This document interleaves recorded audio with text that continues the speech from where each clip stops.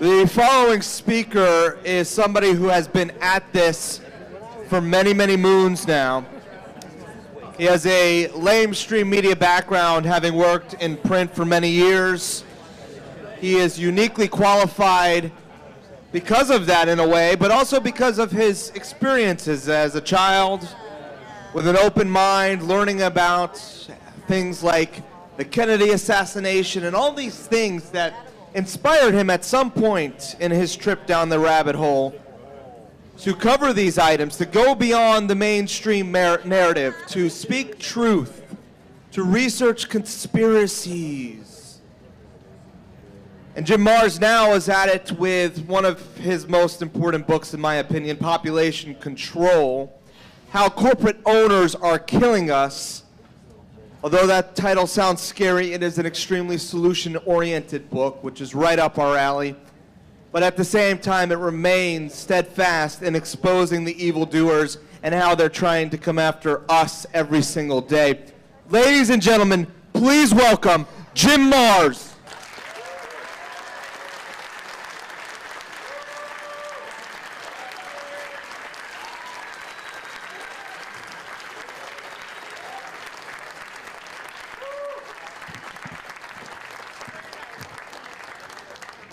Howdy. You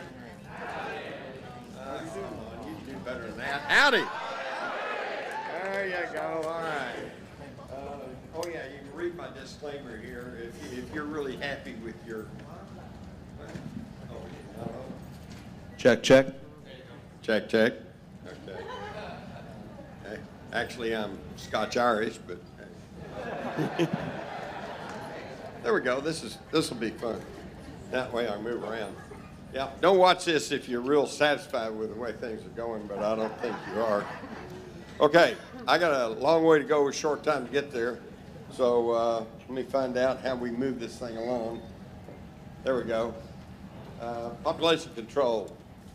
How corporate owners are killing us. Folks, this is really important. Some of you have heard me before talk about UFOs, talk about Kennedy assassination, talk about 9/11, and all this is important, okay? But what I'm going to talk to you about today is self-defense.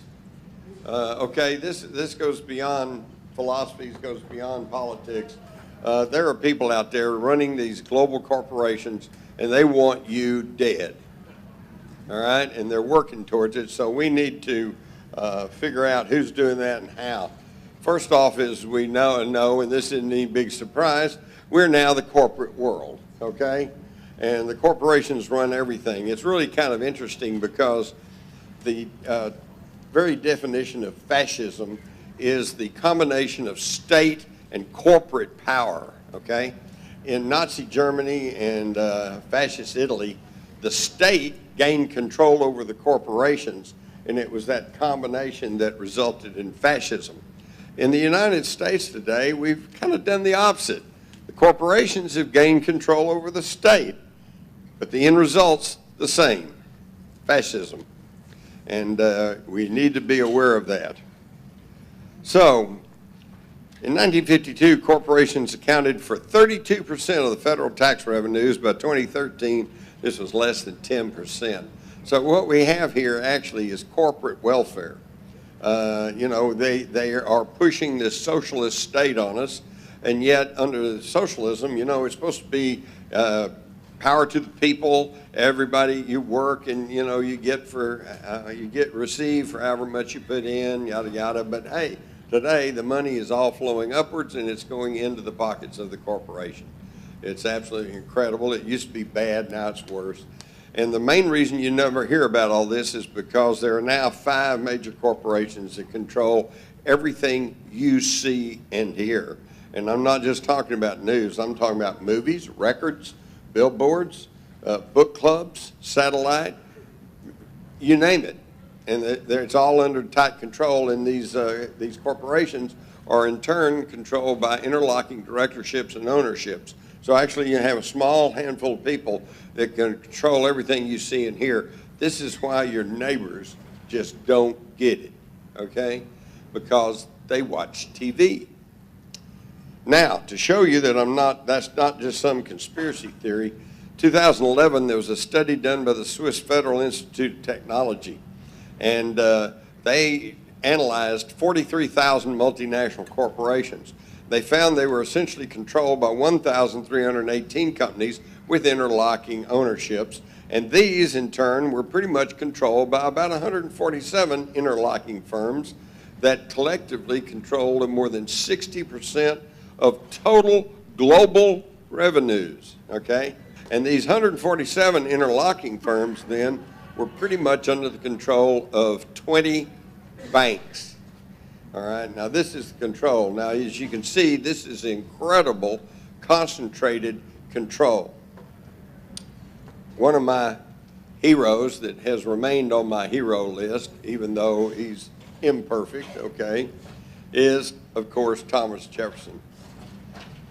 He said, if the American people ever allow private banks to control the issue of their currency, first by inflation, then by deflation, the banks and the corporations that will grow up around them will deprive the people of all property until their children wake up homeless on the continent their fathers conquered.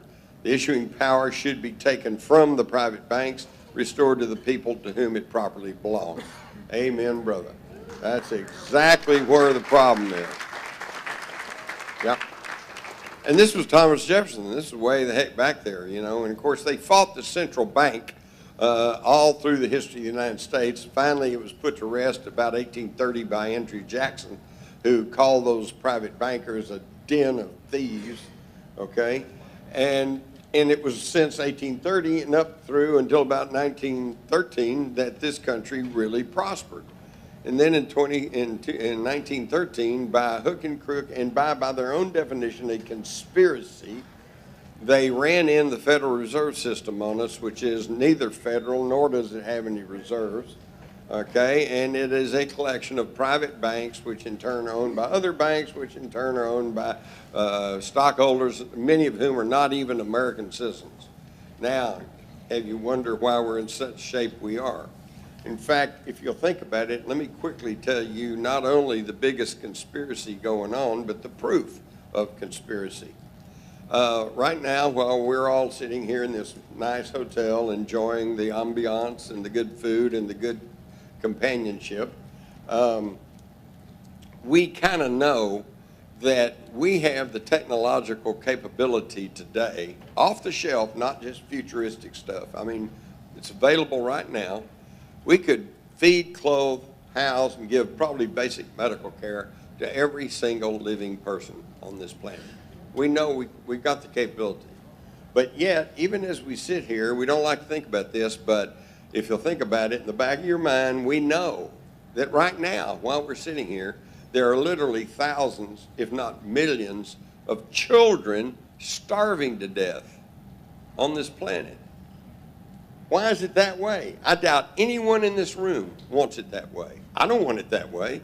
So why is it that way? Well, it's that way because once you get past the facile rationalizations, oh, well, it's money and it's politics and it's transportation, nah, all that can be taken care of. It's that way, folks, because somewhere somebody wants it that way. If nobody wanted it that way, it wouldn't be that way.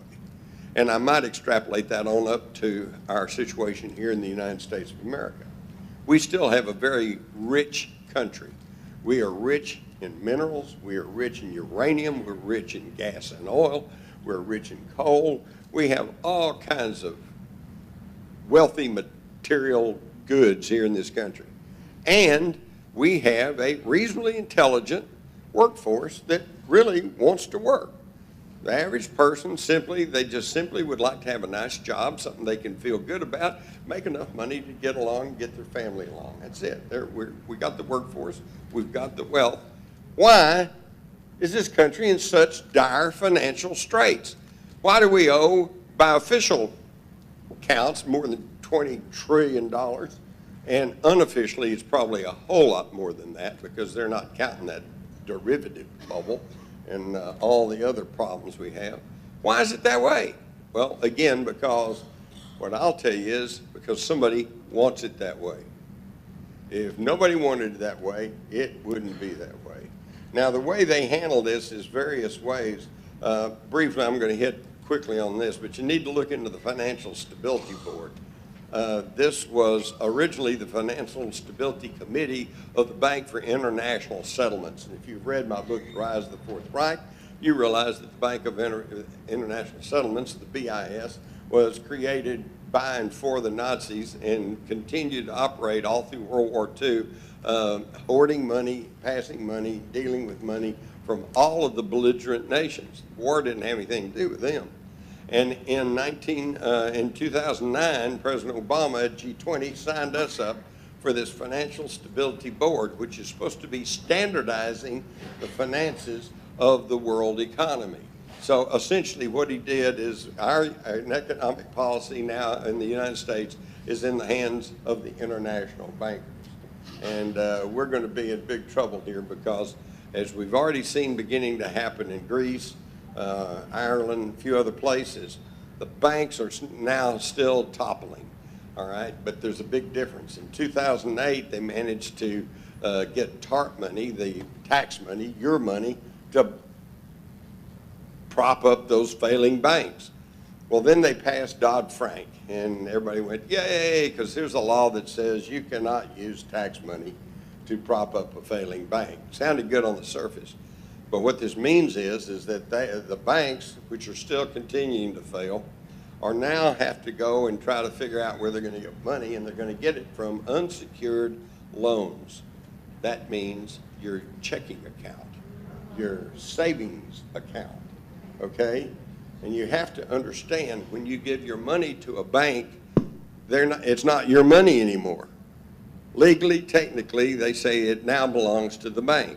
So what they're doing in some of these other countries that are having such problems is, if you have $100 in the bank, they're going to say, well, I'm sorry, but we're having financial problems and we've spent your $100, but here, you have $100 worth of stock in our bank. Well, great. Now, stop and think about it. What's going to happen when they start going to negative interest rates and they start charging you for holding your money in the bank? They're already doing that, by the way. You realize when you give your money to a bank, they don't just stick it away in a safety deposit box and hold it for you. They use your money to make money. They loan it to other people, okay? If you put $100 in the bank under fractional banking, they can loan up to $10,000 because your 100 is what counts as their backer. And then when they get that $10,000 back at, say, 20% interest, you know, do you get the interest? No.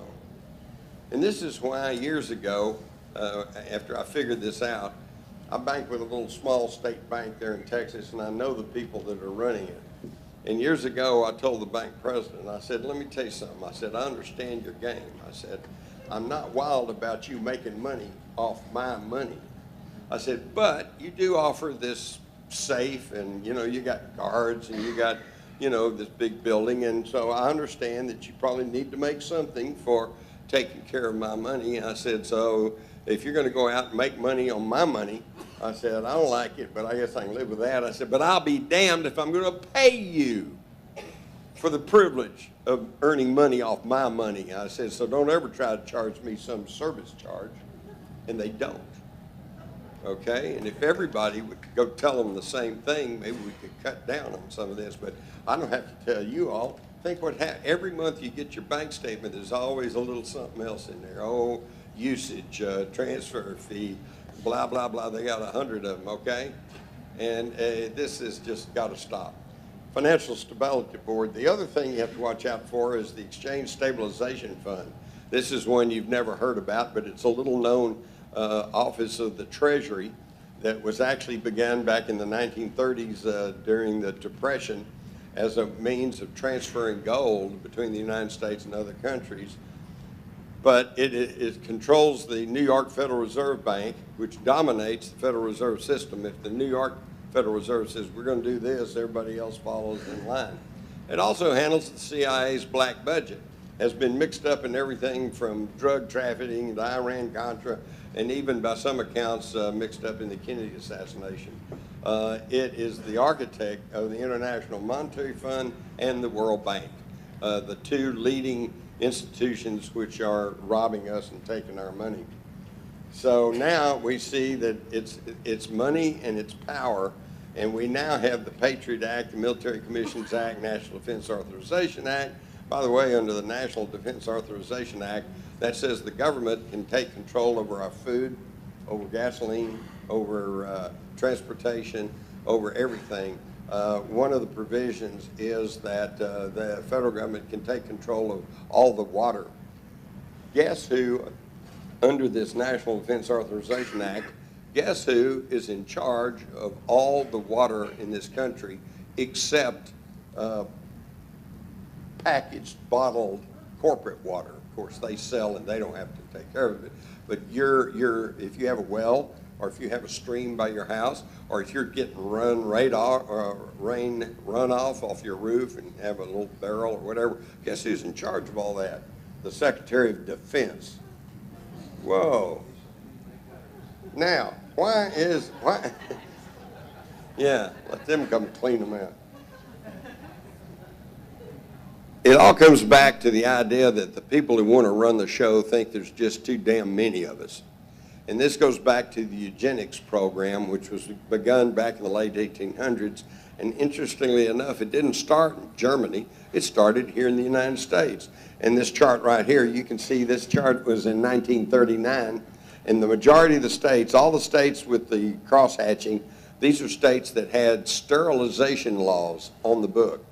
If you didn't measure up to their idea of a good human, height, weight, ethnicity, skin color, etc., then you were at risk of involuntary sterilization. Now, it got carried to the extreme over in Germany because they got hold of the eugenics movement and said, hey, it's pretty good. You know, let's clean up the race. Let's create a master race. And of course, we all know how that turned out. And so eugenics kind of, the term fell into ill repute. But it was all about cleaning up the dirty gene pool, okay? Margaret Sanger, who founded Planned Parenthood, is quoted as saying, colored people are like human weeds, need to be exterminated. And don't think that is all gone out of fashion, because Hillary Clinton says, I admire Margaret Sanger, her courage, her tenacity, her vision. So yeah, it's still going on. We know about the scandal over Planned Parenthood where they were selling the fetus body parts. That's still ongoing. And what I found interesting is the guy who went into these clinics with a hidden camera and got it on tape and put it up on the internet so we could see what was actually going on. He's the one that's now in jail for illegally taping somebody, see. Oh, man. So, population control is nothing new. It goes back to eugenics and it comes forward, and they are using various methods. We see the chemtrails. This is barium, aluminum oxide, all kinds of things they're putting in the air, and we're breathing it. And don't think that you all are exempt, because coming up here yesterday, I'm looking out the plane window, and here's the cross-hatching chemtrails all over Philadelphia. Fluoridation, putting fluoride in the water, a little more on that later. Vaccines. I want everybody to understand I am not totally anti-vaccine.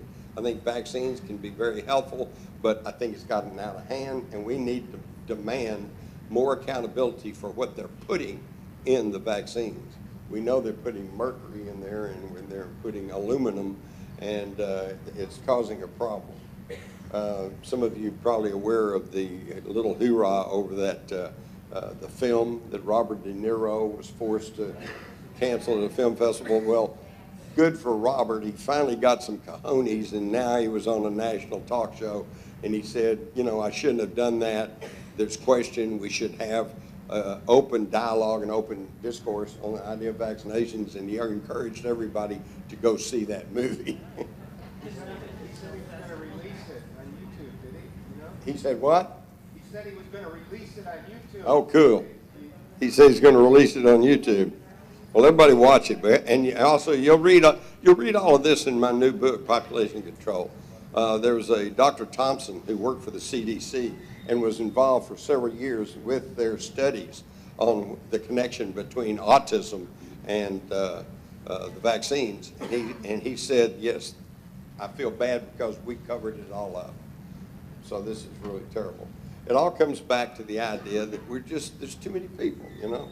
And some of you guys that live in Philadelphia, for example, and you have to wade your way through traffic every day, it's very easy to say, yeah, it's just too many people. We need to cut down on this.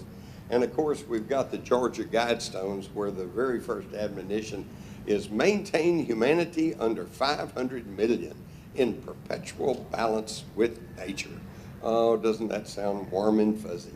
We all like that, okay? And actually that might be real nice, except for the fact that there are now 7.5 billion of us on this world. And this leads me to the burning question. If they reduce the population to 500 million, what are they going to do with the other 7 billion of us? And more importantly, who's going to decide what happens to the other 7 billion of us? And that's where we start running into problems. But let's look what the globalists have to say.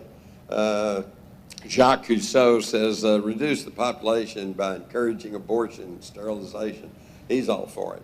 General Maxwell Taylor, you know, who is our ambassador to Vietnam, and he's the one, I believe, that when Reagan was shot, came on TV and said, I'm in charge here, and kind of let the cat out of the bag. He says that it'll be necessary to reduce the world's population, mostly in third world countries, using methods such as disease, starvation, regional wars. He concluded, I've already written off more than 1 billion people. The population crisis and the food supply question dictate that we should not even try. It's a waste of time. And we hear Henry Kissinger says depopulation should be the highest priority of U.S. foreign policy. The globalists all agree. We got to cut down on the population. And don't think that that's just people on the fringe. Here we see with President Obama, his science czar, John Holdren, who years ago published this book, Eco Science, in which he said that many of my colleagues feel that some sort of compulsory birth control regulation will be necessary to achieve control over population growth. One plan often mentioned involves the addition of temporary sterilants to water supplies or staple food. Doses of the antidote would be carefully rationed by the government to produce the desired population effect, okay?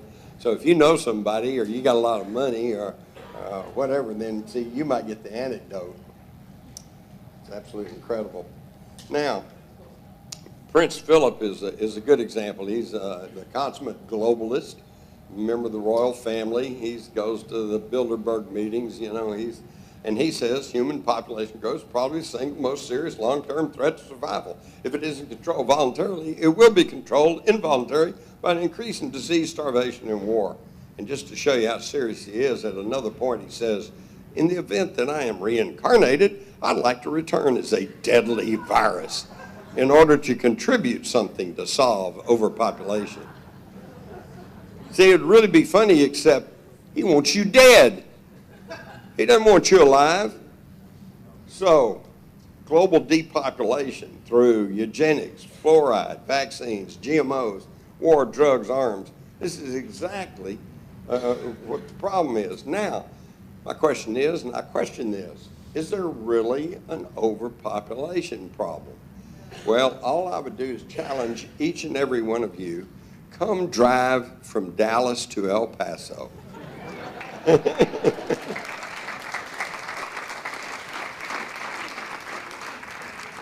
If you're lucky, you might see a tree. Just miles and miles out in West Texas, and that's just West Texas. We took a little drive here last night up through, I don't know where we were, it was dark, but there's beautiful woods. You got some beautiful countryside around here. There's lots of places. Okay, I heard this and I couldn't believe it, but it's true. Right now, the current average living space in Hong Kong, and if you picture all those high-rise buildings on those islands, is 1,700 square feet. Whoa, as a young man, I lived in a lot of apartments, and I don't think any of my apartments were that big. 1,700 square feet, that's a pretty good sized apartment. Based on 1,700 square feet, the entire population of the world, 7.5 billion, could live comfortably enough in the state of Texas. Now, what? Don't go running down there and let us, you know. You know, we got bumper stickers in Texas that says, "Welcome to Texas, now go home." The problem, of course, is it's not overpopulation, it's population density. They're trying to corral everybody into these mega cities where they can get control over you, keep you bottled up in there, and then sell you food, water, etc., you know, and make you totally dependent on a daddy, mommy government that will take care of everybody. In fact, if you want to know the basic problem in the country today, we have more people voting for a living than working for a living. Now, Henry Kissinger got it down. He says, control oil, you control nations. Control the food, you control the people. And folks, this is what they're after. I'm going to touch lightly on this because most of you all already know about eating well and eating good food. But it's funny, you know, these are weapons of mass destruction. Deadly food, GMOs, soft drinks, you know, aspartame. By the way, in case I forget about it, I definitely want to mention this. There is hope. We can do something. Pepsi-Cola recently announced that they were withdrawing aspartame from their diet drinks, okay? Now, did they suddenly just decide to do that because the tests show that aspartame, when it gets in your body, changes to formaldehyde and it calcifies your brain, and they thought, well, we'll do good? No. They themselves, in their press releases, said they were doing this, they were taking the aspartame out because of public demand. Enough people woke up, enough people, yes. Enough people woke up and said, listen, the aspartame is not good. In fact, I guess you all know that it was rammed through against the wishes and advice of the national certification officers in Washington by Donald Rumsfeld, okay, when he was head of Searle. And he was part of the Reagan transition team, and he told his people at Searle, he said, we're having trouble getting this through because they find it's a carcinogenic, but don't worry, I'll get it through. And he did. And he was primarily responsible for appointing the head of the FDA at that time, who then slipped in aspartame as a sugar substitute. And then after that died down and nobody was looking, he then extended that to all diet drinks. So if you're drinking diet drinks, Diet Cola, Diet Dr. Pepper, and now except maybe Pepsi, you're getting aspartame. And if you get enough of it, it's going to make you sick. I don't even have to go into burgers and, you know, fries and like that. The thing that bothers me is that I've tried to go on diets, I've tried to eat right, but what I found out is that it costs more money to eat healthy, right? If you want to buy fresh vegetables, you want to buy non-GMO stuff and all like that, you have to pay more than for the junk. It ought to be the other way around, right? I'm all for freedom. If somebody wants to stuff themselves with big old greasy cheeseburgers, you know, fine. But you ought to pay more for that than for the healthy food. Oh, well, enough of that. If you go back and look, I know when I was a kid, the grocery stores, we didn't have supermarkets. We had local grocery stores, and they were run by local people, and they mostly had local produce. By the 60s, everything was getting processed and packaged, and that's where the trouble began. By the 70s, the American diet consisted of non-nutritious white bread, other unnatural food products. Excuse me. You see here we got a loaf of Wonder Bread. If it was nutritious, it's a wonder. And today, of course, we just have nothing but sugar, grains, bromide in the bread. We got all this stuff that is not good for us, and we're feeling the results of it. Obesity is now one of the biggest problems in this country. And it's not because everybody's eating sugar, it's because they're eating bread and soy, you know, GMO soy and all this stuff. You need to be very particular about what you're eating. Here's where we go. Today, survey of more than 3.5 million American adults showed from 93 to 2008, obesity increased by a whopping 85%. And I know where I come from, in rural Texas, the diet is usually chicken fried steak and French fries, you know, and you can tell it because you go to Walmart and I swear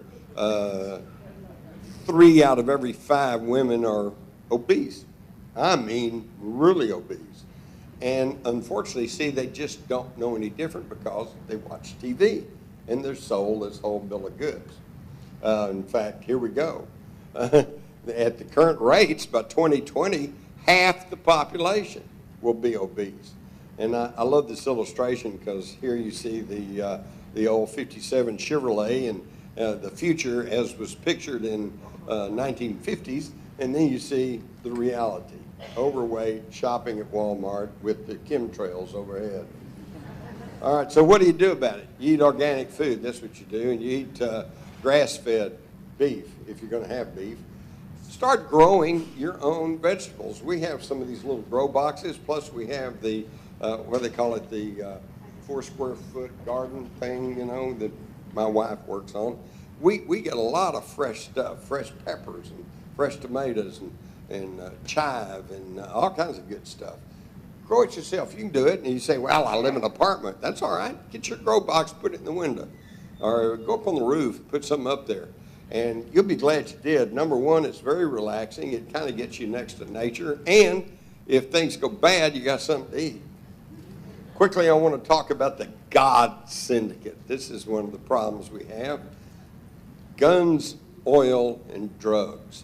The 3 largest money-making commodities in the world today. I'll go lightly on guns because I realize I'm up here in Philadelphia. Ooh, guns. Ooh, we don't want any guns. No guns. Take the guns away. Ooh, guns hurt people. So I don't want to get too big with this, but I do want to point out that according to congressional reports, over the past couple of decades, it is us, the United States of America, that is responsible for 78% of the arms sales around the world. We are the ones causing all the problems. And you say, yeah, but we have to keep up with Russia and China. No. According to these same reports, Russia 5.7%, China 3%. So Russia and China combined only account for 8% of the arms deals in the world. The rest of it is us.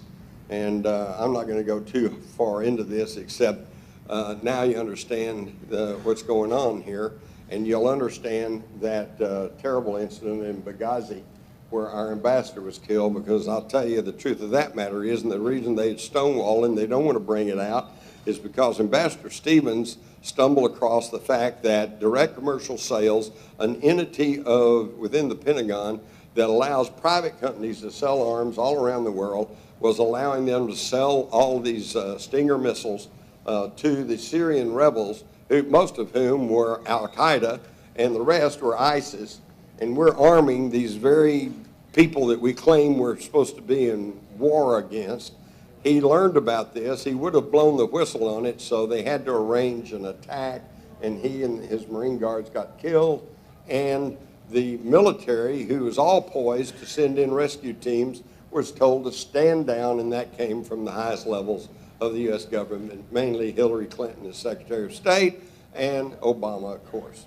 Direct commercial sales, that's something that you really need to look into. We also know briefly about the Fast and Furious thing that the ATF got mixed up in, where they were strong-arming American gun dealers to sell guns to the Mexican drug lords, ostensibly to track them into Mexico. And that doesn't make any sense to me, because if you sell a drug lord some guns and he goes back into Mexico, how are you going to track what he does with them? You can't. What this was all about was to try to demonize gun sales, gun shows, tell everybody this is bad, it's falling into the hands of the Mexican drug lords, and we got to outlaw all this. It was an anti-gun move. And why do they want to take up the guns anyway? Because disarmed people can't defend themselves. We'll get to this in a little bit about the school shootings. That's something that you really should be concerned about, but that's got a whole new wrinkle too. Moving right along, while we're spending all this money on warfare and arms around the world, the American Society of Civil Engineers in 2013 gave the USA a D+ for our infrastructure. And I'm sure I don't have to explain this to you folks. You've seen the streets with potholes. You've seen the bridges that are deteriorating. You've seen all of this infrastructure that seems to be just wearing out and nothing gets done about it. Hey, but by God, they've come up with the money to go out on these freeways and put in that concrete with the steel post and the steel cables or the concrete wall so you can't turn around on the freeway. Do any of y'all ever remember having a big problem with people making U-turns on the freeway? No.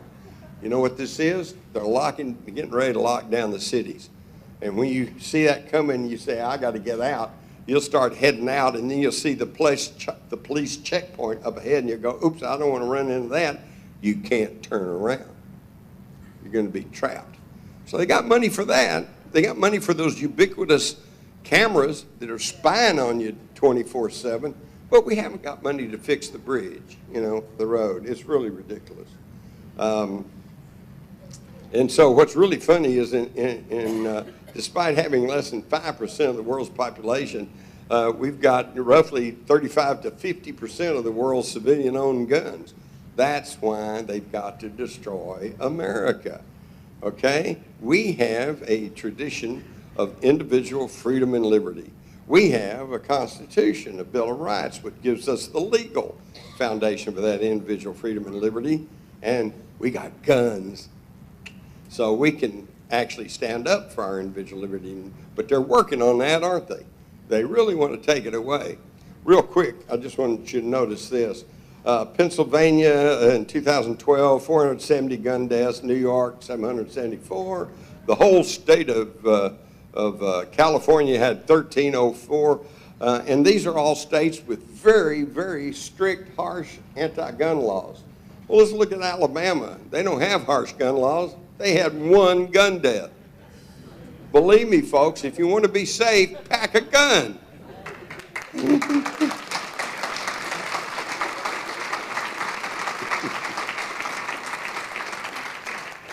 Oil is the next big one, of course.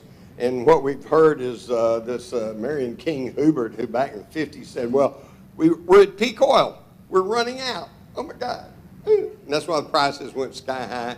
I hate to date myself, but when I was a young man, you could buy gasoline for 25 cents a gallon, In fact, I got in trouble with my current wife, but at the time she wasn't. We were just dating. And we pulled in a gas station, and I ran in to use the men's room, and she told the attendant to put $1 worth of gas in my car. I came out, and I went, oh, no, I only wanted 50 cents worth. I said, now I don't have enough money to go to the picture show, so I had to borrow money from my date so we could go to the picture show. But it's now, peak oil is nonsense. It's a hoax. It's not right. For one thing, production in 2011, 2012 was at all-time highs. If you'll be looking now that the cost per barrel is, dropped down almost to $10. I think it's up now more past 20, 25, but it's still, real cheap. We're overflowing with oil. Plus, if anybody tries to tell you we're running out of oil, you just tell them these 3 words: Bakken Rock Formation. The Bakken Rock Formation underlies Montana, North Dakota, a little bit into Manitoba and Saskatchewan, and it is untapped. They say there's enough petroleum in the Bakken Rock Formation to give us gasoline, petroleum at increased rates of consumption for the next 2,000 years, okay? So there's no shortage of petroleum, but we need to get away from petroleum because it's killing us. It's choking us. It's killing off the sea life. Every time there's an oil spill, we're messed up. By the way, don't think the oil spill in the Gulf is all over and done with in ancient history. It's still leaking. They're still spraying Corexit down in the Gulf. In fact, I want to tell you something. I'm just passing it along for your own information, but me and my friends and everybody I know in Texas, we will not eat anything out of the Gulf, okay? And there are Gulf fishermen who advise that. So what do? Well, we go to cleaner energy. You folks up here probably need to keep those coal-fired plants because you got a lot of coal. That could work.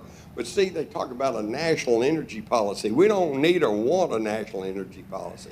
We need a regional energy policy. You guys got coal, use coal-fired plants. Down where I come from, we can do solar. We got sunlight most of the year.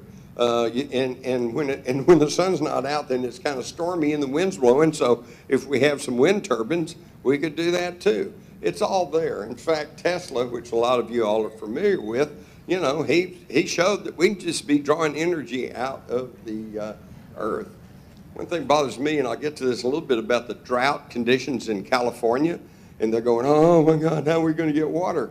Wait a minute, they got a whole coastline on the Pacific Ocean. Why can't they build some desalination plants that are powered by the waves, by the tides that come in?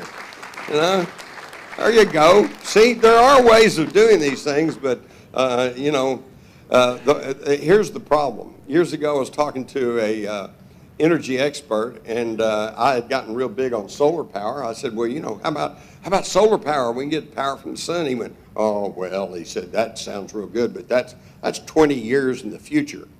Well, that was 20 years ago. Still don't have it, do we? But then he said, do you realize it would take solar panels, collectors, covering the state of Arizona to provide enough electricity to power the city of Los Angeles? And I went, oh, wow, okay, yeah. And I go off and I'm thinking about that, and I think probably that's basically kind of true. But then it dawned on me where the problem was with his thinking. He's been trained, educated, and conditioned to only think in terms of central generation. You got to generate the electricity and then sell it to Los Angeles. And I'm going, wait a minute, what if everybody in Los Angeles put solar collectors on their roof, okay? Then they power their own needs, and of course the problem with that is that the power companies hadn't figured out how to make a cloud hang over your house if you don't pay your electric bill. And believe me, everybody pays an electric bill. Bill Gates pays an electric bill, okay? Everybody has to pay the electric bill. But why? You know, if we had Tesla, we could be pulling energy out of the earth. We could use anything you want to. Folks, the technology is there. It's just the will is not, because the public is not aware that we have these alternatives. Quickly, let's go to drugs. Oh boy, well, of course we know they're illegal drugs, just say no, but it gets worse. Big Pharma in 2008 grossed nearly $1 trillion worldwide just selling drugs, and more than 80 billion of that was for the psychiatric drugs. And this is where it's causing a real problem. We're the most drug nation in history. Alcohol prohibition lasted from 1920 to 1933. Drug prohibition has been since 1930 and is still going, except for a few places like Washington State and Colorado. And here's something that's interesting. I want to pass this along. In 1933, when the federal government did away with the Volstead Act, the law against alcohol, and a constitutional amendment that prohibited the manufacture and sale, distribution of alcohol. Did they do that out of the goodness of their heart? Did they do that saying, gee, we're keeping people from drinking, so, you know, let's let them drink? No. Here's what happened, and y'all take note of this, because we could be doing that today. In fact, it is happening. It's just not being talked about because we don't control the media. The reason alcohol prohibition came to a halt was because the states, one after another, said, we can't afford to enforce this thing, and we're just not going to do it. And one state after another quit enforcing those federal anti-alcohol laws, and at a certain point, the federal government just threw up their hands and said, well, this isn't working. So they did away not only with the law, but with a constitutional amendment. Keep that in mind. We are more powerful than we know we are if we'll all just get together and stand up and say, okay, we don't want this and we do want that. And it's already happening now with this, even backwards Texas. It's still against the law for pot in Texas, but they have okayed medical marijuana. So there's people in Texas now getting some relief. And in all these other states, you guys just need to get active and say, okay, let's get some common sense back into things here.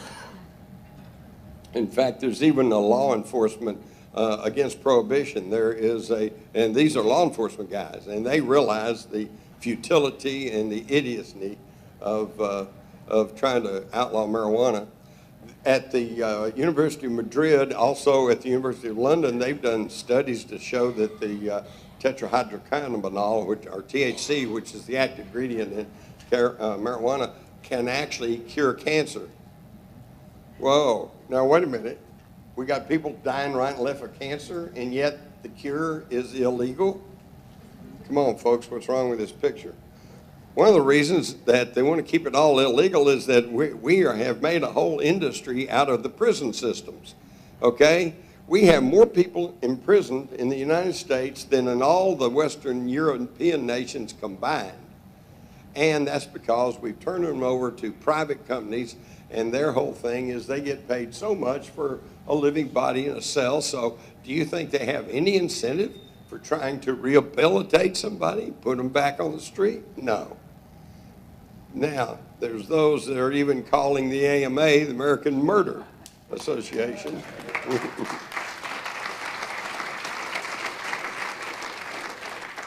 And this is simply because, according to the late Dr. Barbara Starfield, this was actually published in the JAMA, the official publication of the American Medical Association, back in about 2010 or so. She statistically showed that the third leading cause of death to Americans, number one is heart disease, heart attacks. Number two is cancer. Number three is conventional medical treatment. Not drug overdoses, not illegal drugs, but just conventional medical treatment. You go in the hospital, they give you the wrong medication, or they botch up your surgery, or, whatever.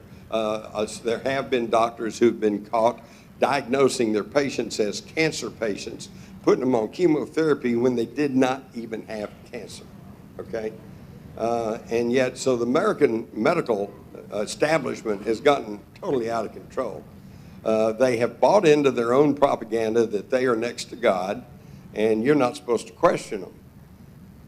So we have to do something about that. With profits of more than $160 billion a year for cancer, you can see that there are more people making a living off of cancer than dying from it. And that's why we don't have a cure. But the main reason we don't have a cure is simply that cancer can be taken care of by a change in lifestyle and a change in diet. But how many people want to hear that from their doctor? They want to say, give me a pill. Give me something I can take and I'll be cured, And most people do not want to go through the changes of lifestyle that it would take to prevent cancer. But I will tell you this. Let me see where we're going here. Yeah, okay, I'll get to that in a minute. There are cures, by the way. Any of y'all familiar with Dr. Raymond Rife? All right. I've had a Rife machine now for about 16 years. Actually, I got 3 of them. And originally I got it because my youngest daughter had chronic asthma ever since she was a little bitty kid. And it just got worse and worse. Every year there's at least 2 trips to the emergency room.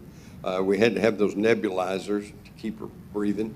We were spending, I don't know, up to $400 or $500 a month on medications, and she just looked terrible. She was skinny, had rings under her eyes and everything else. Finally, a doctor, an osteopath friend of mine, said, have you tried Rife techniques? And I said, what's that? So I looked into Royal Raymond Rife and his frequency treatments. So he said, I've got a machine, come try it out. So we drove up near the Oklahoma border where he was practicing one Sunday, and he ran my daughter on the Rife machine, and she's now 34 and has never had another serious asthma attack since that time.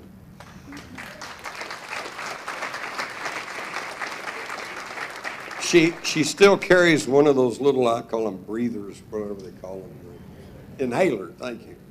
But she only uses that if she gets in a stressful situation or just some unusual situation. What's also interesting is that at the time I did this, it was like 15 years ago, I was starting to get aged, And I told this doctor friend of mine, I said, I'm starting to get these aches and pains in my hand. You know, what's going on? He said, it's arthritis, you know. I said, well, what's that? And he said, well, you've got this bacteria that builds up in your cartilage, in your joints. And if it's left untreated, eventually it can eat away the cartilage and your bones will start rubbing together, and then you get rheumatoid arthritis, and you've really got a problem. So I said, well, why do I do that? And he said, here, run the Rife machine on arthritis. So I held the little electrodes, and he put me on this machine for about 15, maybe 20 minutes at the most. And man, I went away, and all the pain went away. And so I decided, I think I want to get one of these machines. And like I said, I've had one for 16 years. I'm now 72, and I don't have any problem with arthritis because every time I start aching, I run the machine, and it kills that bacteria. There are solutions, okay? Maybe that's not the one, but you can find things, all right? Now, here's the problem. The Journal of National Cancer Institute estimated that a one-year cost of cancer treatment for one individual comes to $2.3 billion. That includes time spent getting care, chemo, radiation therapy, blood tests, cancer screening, surgery, checkups, driving to medical appointments, just waiting. Does not even count the days spent at home recovering from surgery or chemotherapy. $3.2 billion. What I did was figure out on the Rife machine, going by their frequency and their time, you know, how much it would take to knock down your cancer with Rife technology. It came out to 33 cents worth of electricity. So now you can see why that you're not going to hear from officialdom about any treatment other than chemotherapy. Now, for those of you who are concerned about cancer, here it is in a nutshell. Dr. Otto Heinrich Warburg, yes, one of the famous Warburg, the banking family Warburg, but he turned to medicine.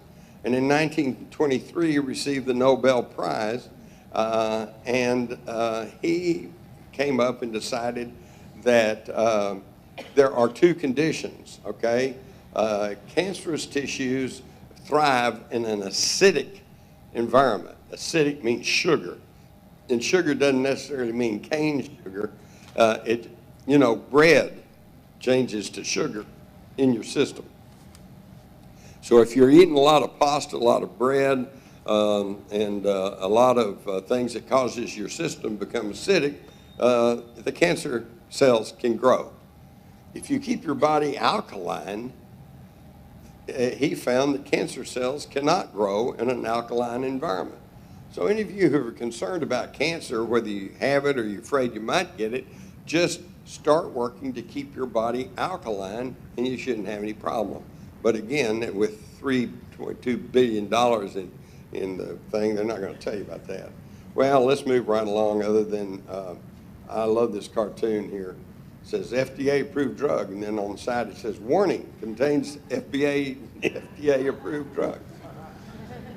Bill Gates, a consummate New World Order guy, he wants to solve the overpopulation problem by vaccines. Let's vaccine everybody. 2014, UNICEF and the World Health Organization injected 2 million Kenyan women with a vaccine that was found laced with a human sterilization chemical. Are we sitting here trying to, is that part of the depopulation program? And then you look at, back in 1950, children got 13 doses of 4 vaccines for diphtheria, tetanus, pertussis, and smallpox. Today, they're recommending 48 doses of 14 vaccines by the age of 6. And then they wonder why these children turn autistic. Some of them, thank God, not all of them.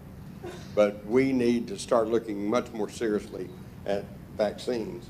And the key thing is that in the Reagan years, Congress passed this law that absolved the vaccination companies, the pharmaceutical companies, from any liability for damage they do.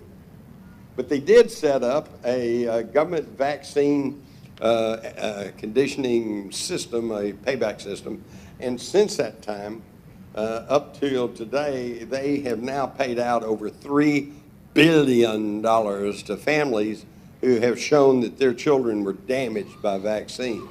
So don't buy this propaganda that they're all perfectly safe and everything's just fine.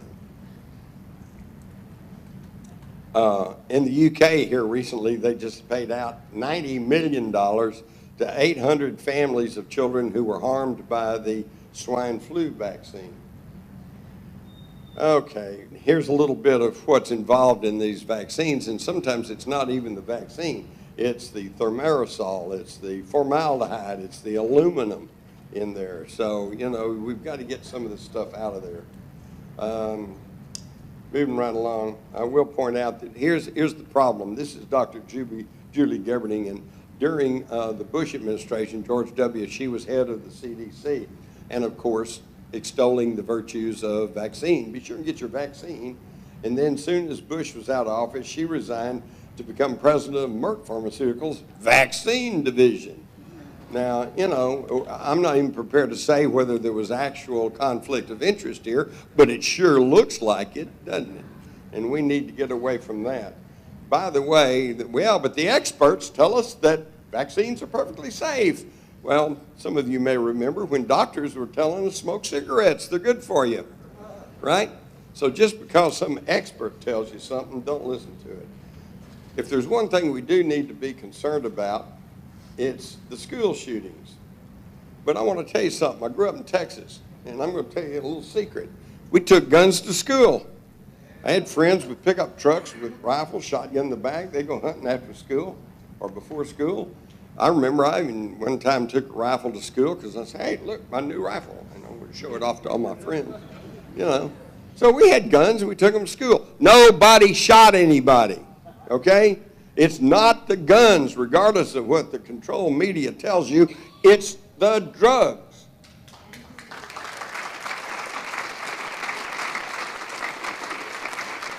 Every single school shooting since Columbine in 1999 involves medicated shooters. And I can run through the list here. Elliot Rogers and Cho, and you remember these stories. And here's another list of them.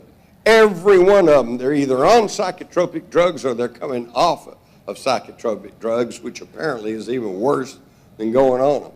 In fact, right there it says contraindications. It promotes suicidal and homicidal tendencies. And this is what we're giving disturbed kids? No wonder we have these problems. I know it's all changed. When I was in elementary school, I've been a reader since the get-go. By the time I was in the 5th, 6th grade, I'd read all the books considered classics like Black Beauty and Tale of Two Cities, Rudyard Kipling, you know, all these books. And I'd already kind of turned to science fiction, and I was reading Ray Bradbury and Arthur C. Clarke, so I was kind of ahead of the game. So we'd be in class in elementary school, and we'd be reading by rote, you know, everybody stay with the class, and I'm bored. I'd already read 2 chapters ahead. So I'm looking out the window. And so the teacher then, back then, the days of the old republic, she'd come around, slap me on the wrist and say, come on, Jimmy, stay with the rest of the class. Yes, ma'am. I'd go back where they were and keep reading. Today, they would send me to the school nurse who's been conditioned and trained to say, well, he's got attention deficit disorder. And they send me to the school psychologist or the psychiatrist, and they put me on Ritalin or Prozac. It's absolutely amazing what's going on. 2013, the CDC reported that Medicaid spent $3.8 billion yearly on antipsychotic drugs, including 14,000 children, many under the age of 3. Now, I'm sorry. Now, I do realize that in rare occasions, there may be a child that has some sort of mental problem. Either hereditary or maybe hit their head or something like that. Well, you can't tell me that 14,000 kids under the age of 3 need psychotic drugs. It's just ridiculous. But why don't we hear about this? Well, it's real simple. Because if you all watch TV at all, you'll know that when they cut to a commercial, if they're not selling you a car or a truck, they're selling you a drug. It's probably one of, if not the largest advertiser in the country. They have bought up the government, they bought up the CDC, and they control the media because the media does not want to lose those advertising dollars. So all they can tell you about, all they can talk about is the guns. Take up the guns, take up the guns. No, we need to take up the drugs.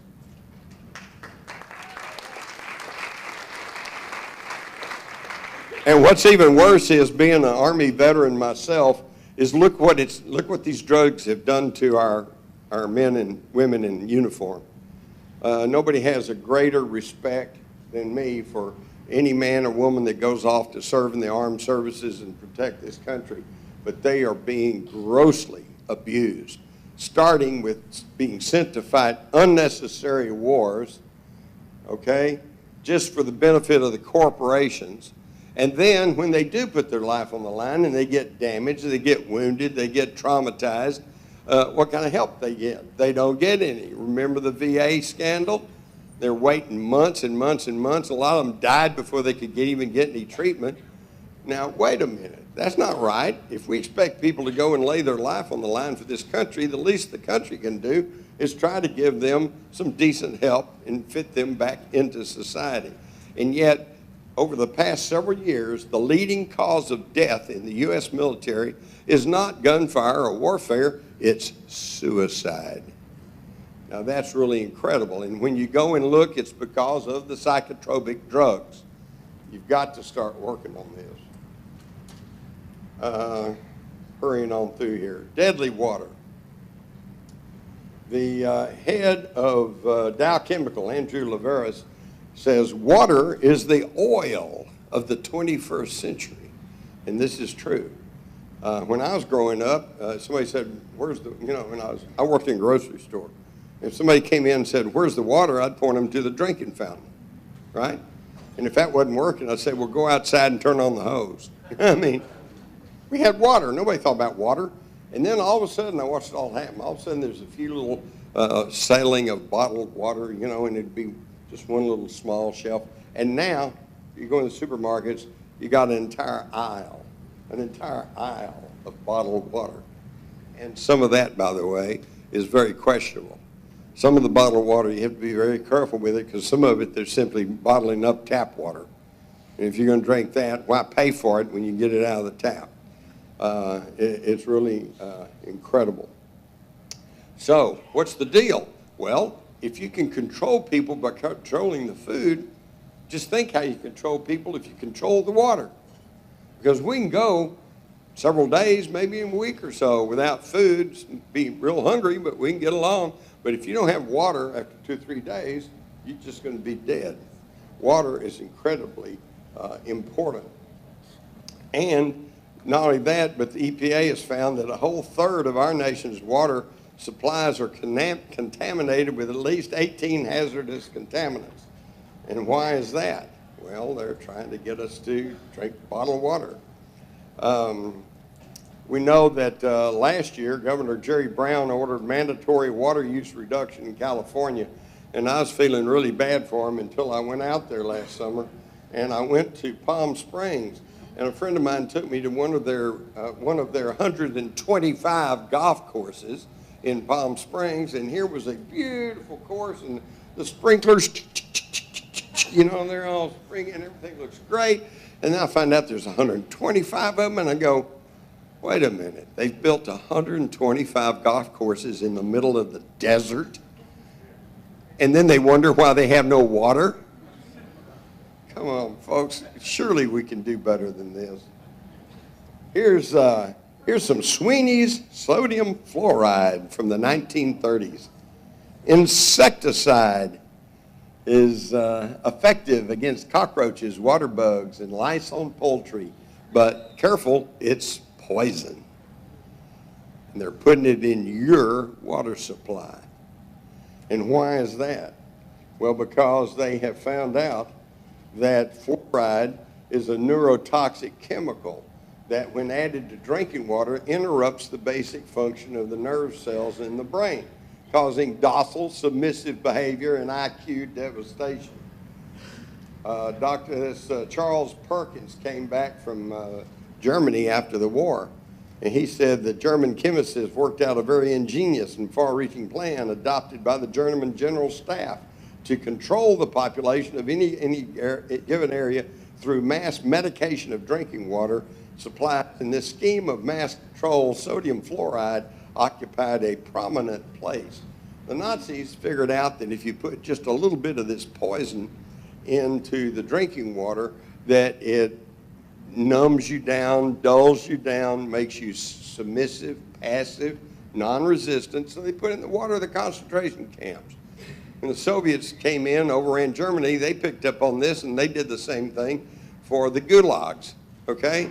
So just remember, when you're drinking your tap water, you're just getting slowly poisoned with sodium fluoride, and maybe this is why we can't seem to get excited about anything anymore, okay? We've been dug down, drugged out, and of course, they've even did a 2012 study of 8,000 kids, and they showed that the ones in the high fluoride areas had significantly lower IQ scores than the ones in the low fluoride areas. And just in case you want to know how this came about, this all came about in the late 40s with some people who worked for Reynolds Aluminum, okay? And they were hired to do a study to see if they couldn't figure out something to do with sodium fluoride, because it was kind of a waste product of the aluminum processing thing. And another thing that y'all probably don't know is sodium fluoride was also a huge problem as a waste product from the construction of nuclear weapons, atomic bombs. So they got all this deadly stuff. They can't dump it in the river because the river goes in the ocean, and there are international treaties against putting sodium fluoride in the ocean. So what do? They hire these two guys to do a study, and they decided that male children predominantly, between the age of 6 and 12, if they had a dollop of sodium fluoride in their water, it might cause them to have a few fewer cavities. But only for males, only 6 to 8. And if they're under 6, just go home and look at your toothpaste. If it's got fluoride in it, look at the back, read the fine print. It'll say, if they swallow this, contact the disease control, okay, poison center. It's poison, and it dumbs you down. So, what's this fracking all about? Now there's a big big controversy over fracking. And fracking, of course, is simply where they take a well that supposedly is dry, gas and oil, and then they pump steam down in there and water filled with a lot of chemicals, including lead, uranium, mercury, hydrochloric acid, formaldehyde, and they pump all this down there under pressure, and it opens up cracks. And supposedly we can get more oil and gas out of all this. But remember what I told you earlier? We don't need any more oil and gas. We got all we need. So why do they continue doing this fracking, which is causing tremendous problems in several states? In Oklahoma, up until a few years ago, they had an equivalent of maybe 1 earthquake a year, and now they're having 30 and 40, and it's all because of the fracking, and that's been determined. So what's going on here? They are destroying the water tables so that we are forced to buy their bottled water. And the rich people, they are the big ones. They are the ones behind it. Here's T. Boone Pickens, who has bought up a lot of the aquifer, the Olagala aquifer up through the Midwest, which supplies most of the water for our food crops from wheat, corn, everything in the Midwest.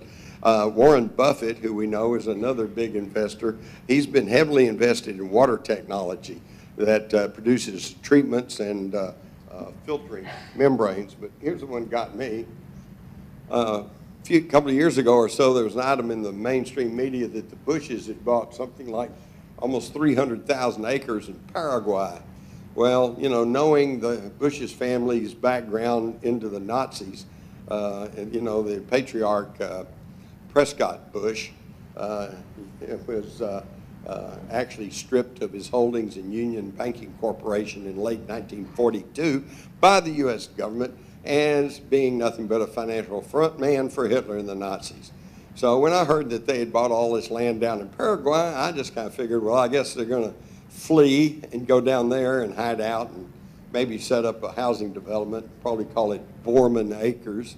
But then I find out that this land they bought in Paraguay sits over the Guarani Aquifer, the largest single body of groundwater in the world. So they're buying up the water. And we now know that these companies, Coca-Cola, Nestle, Perrier, got your Fiji water there, which is, by the way, pretty good water. But that's who's controlling the water. And if you stop and think about it, if you're buying those little bottles of water and you buy, 12-pack or whatever, if you pour all that down and make it a gallon, you're paying more for water today than you are for a gallon of gasoline. Now, isn't that incredible?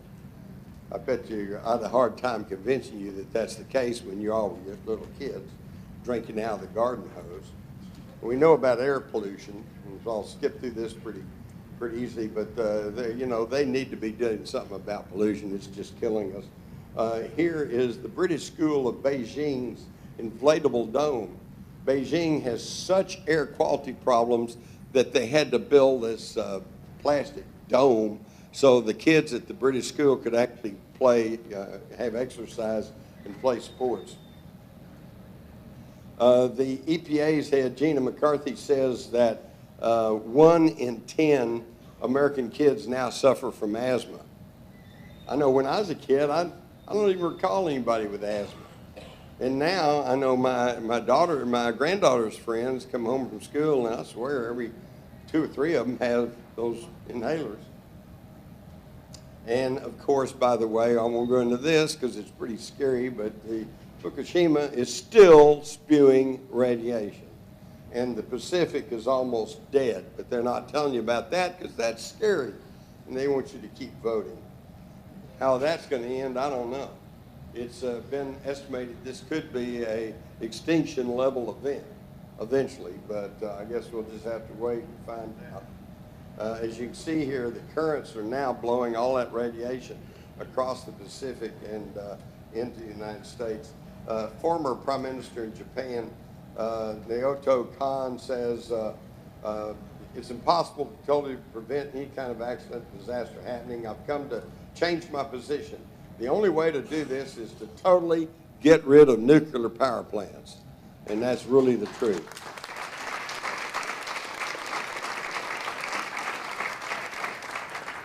And yet, check this out. The little black odds, these are all the nuclear power plants, and all that red area is where the tornadoes hit. Now, isn't that weird? If they're going to put all these nuclear plants, why didn't they put them out in the west somewhere? And of course, chemtrails, we know about that. If you don't, you need to look into it because they are spraying barium, aluminum oxide, pathogens, lead, mercury, strontium, heavy metals, all in the sky. And I'm an award-winning aviation writer, and I tell you, I know the difference between a condensation trail and a chemtrail. And believe me, they're spraying us.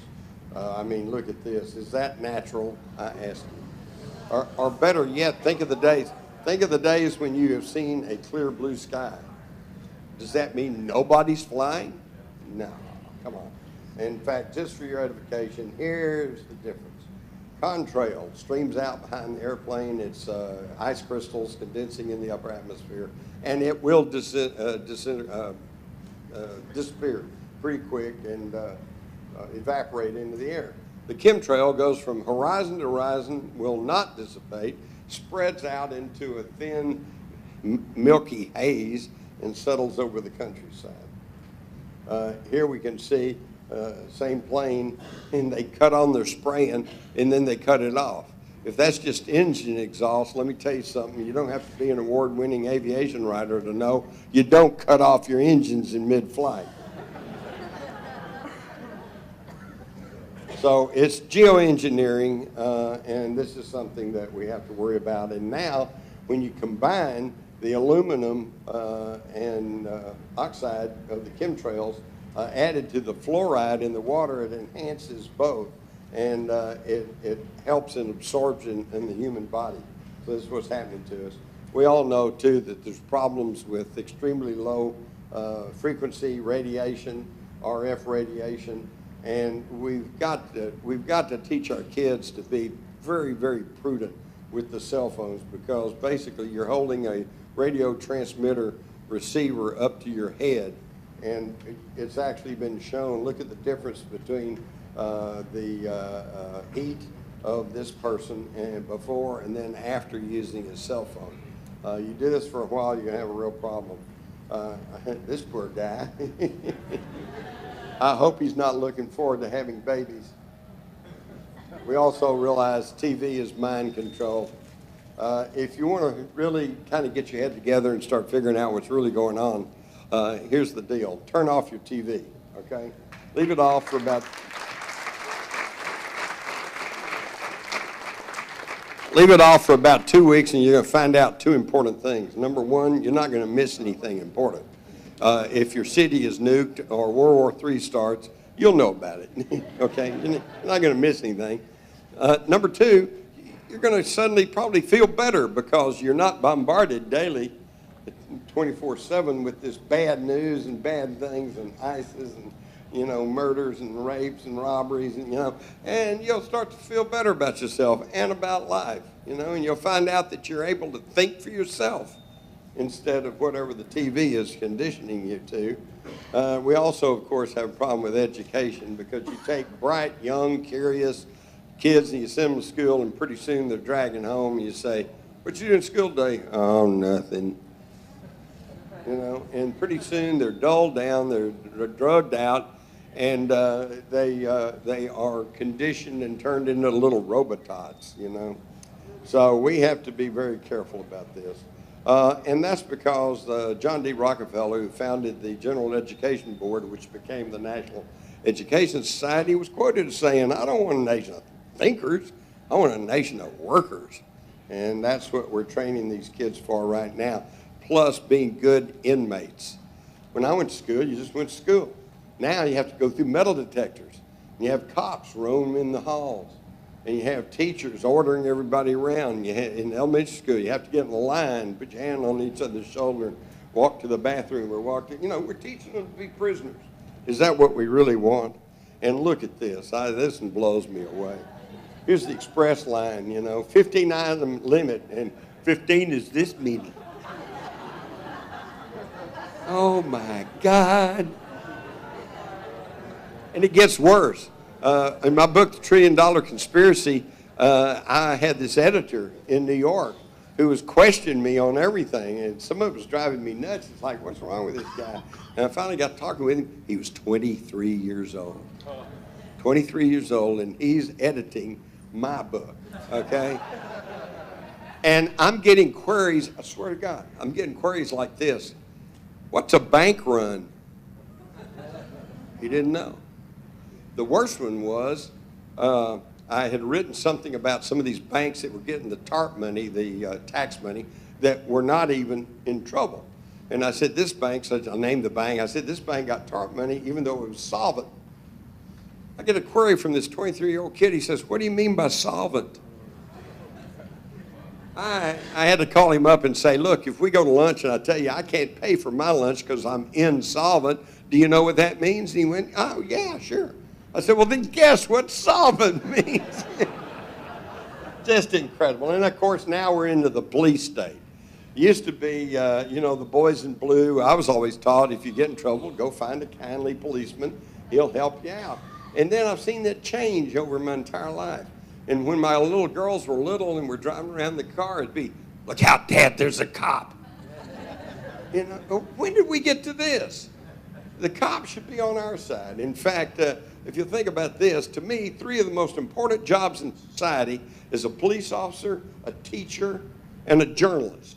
And yet these are 3 of the most despised, ill-paying jobs in our whole economy. It's not right. So when did these guys become these guys? And I'll tell you, part of the problem is that what you'll find in my book is that police agencies in this country are being advised and trained by Israel. Now, Israel's got a whole different situation. They're surrounded by enemies, and they've got real problems. And so they treat everybody, you're guilty until proven innocent, because they can't afford to do anything less. So why have we got them teaching our police to be, you know, stormtroopers? You're guilty until, and you see where it's leading to. The police today, I know I was a police reporter in the 50s, in the 60s, and it's all changed now. Now they're like combat troops, and you're guilty until you can prove yourself innocent. And I don't have to tell you guys that because you've already seen that right here in Philadelphia. They shut down the whole city because of one wounded 17-year-old. Good God, and we put up with it, see? That's why I have a real problem. I can't decide who's the more guilty. The leadership that wants us under total control, or us that put up with it.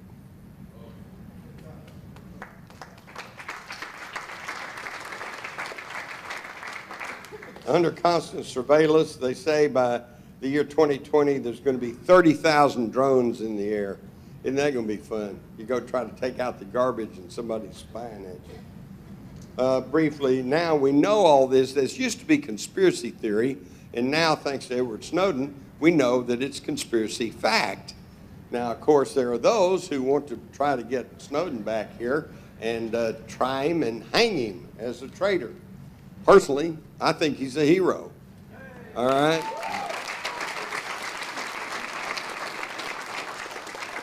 But they're right in our face about a lot of this. Some of y'all remember last summer, everybody's upset about Jade Helm, this joint military exercise that was taking place involving local police, which is a violation of the Posse Comitatus Act, and unlike that. Well, look at the insignia, official insignia of the Jade Helm. You got the crossed arrows, that means air power.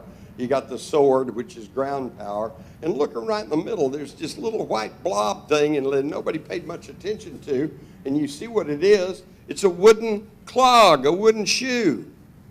And why would they put that up there? Because what we know is that the Nazi concentration camps gave you striped pajamas and wooden clogs.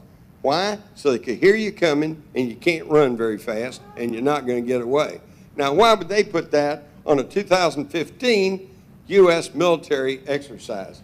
Folks, it's all happening, and it's happening under the radar because of the 5 corporations that will not tell you all of this. And so here we are. It's all being managed, all being controlled through secret societies like the Trilateral Commission. Notice how their stylized logo looks suspiciously like a swastika. The Council of Foreign Relations, look how their logo, that would be the one to your left, matches that of the old Knights Templars. So see, all of this has gone on throughout history. It's not fascism when we do it, says the Democrats and the Republicans. And by the way, let me end you with this here. We're getting down to the end here. We do not any longer have a 2-party state. We are a 1-party nation. We have, that one party has a slightly liberal left wing called the Democrats, and it's got a slightly right wing called the Republicans. But they are both answer to the one party, the war party. Because, you know, they can argue over certain social issues like stem cell research or abortion or whatever, and they keep us fighting with each other over that, so we don't look up and realize that the money, the wealth of this country is being sucked away by the war party into unnecessary wars. But part of the reason is what I just showed you, to reduce the population. So, hope's the joke, and the change is what's left in your pocket. And don't think that this is something against the Democrats, because the Republicans are just as bad. And in fact, the only thing I can see right now, I got to hand it to Donald Trump. If nothing else, he is now showing even the dullest of us that the system is rigged and that it really doesn't matter, that we're not in control. I mean, I feel for every Republican in Colorado because they just got disenfranchised. They don't get a vote. And don't think you all are any better because they've got it rigged from the top to bottom. People ask me, you know, who are you going to vote for? And I tell them, do you watch the wide world of wrestling? And they go, oh, no, it's rigged. I said, case closed.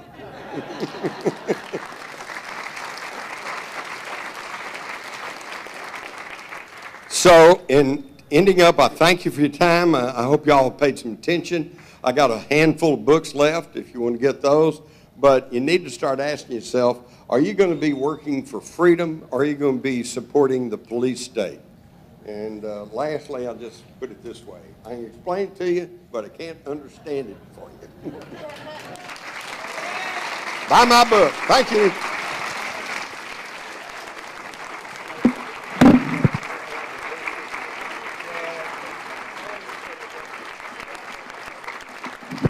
Jim Mars, ladies and gentlemen.